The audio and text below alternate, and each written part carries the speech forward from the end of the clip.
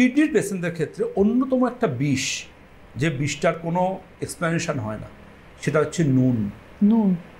Creatinine যখন বাড়ছে, লক্ষ্য করছেন, জীবন থেকে প্রথম কেটে বাদ দিন সল্টকে। রান্নার নুন তাও একটু চলতে পারে, কিন্তু কাঁচা নুন নৈব চ। আমি বলবো আমার পেশেন্টদের, ডাইনিং টেবিল থেকে নুনটাকে আজ চিনিটাকে সরিয়ে দিন, আপনার অর্ধেক অসুখ ওখানেই ঠিক হয়ে যাবে। এটা আপনি প্রায়শই বলেন।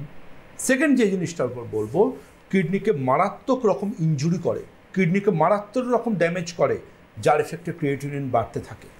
আপনি লক্ষ্য করে দেখবেন, যাদের হাঁটুতে ব্যথা, কাঁধে ব্যথা, কোমরে ব্যথা, মাথায় ব্যথা, মাইগ্রেন, তারা একটা সময় গিয়ে তারা পেনকিলারের উপর ডিপেন্ডেন্ট হয়ে যায়।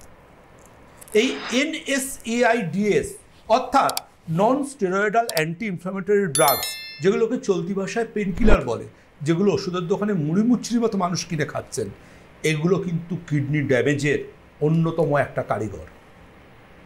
সুতরাং বি কেয়ারফুল ফ্রম পেনকিলার। পেনকিলারের সাথে আপনি অ্যান্টাসিড খান আর যাই খান, কিডনি ড্যামেজ আপনি আটকাতে পারবেন না। সুতরাং কিডনির যদি আপনার ক্রিয়েটিনিন যদি ক্রিপিং হয়, বাড়ার দিকে থাকে, বা আপনি যদি কিডনির যত্ন চান, আপনাকে জীবন থেকে পেনকিলারটাকে বাদ দিতে হবে। পেনের যে কারণ, সে কারণটা ট্রিটমেন্ট করতে হবে, বা আপনার ডাক্তারবাবুর সাথে পরামর্শ করতে হবে যে NSAIDs গ্রুপের বাদ দিয়ে অন্য কি পেনকিলার হতে পারে যেটা আমি খেতে পারি, যেটা আমার কিডনির পক্ষে হার্মফুল হবে না।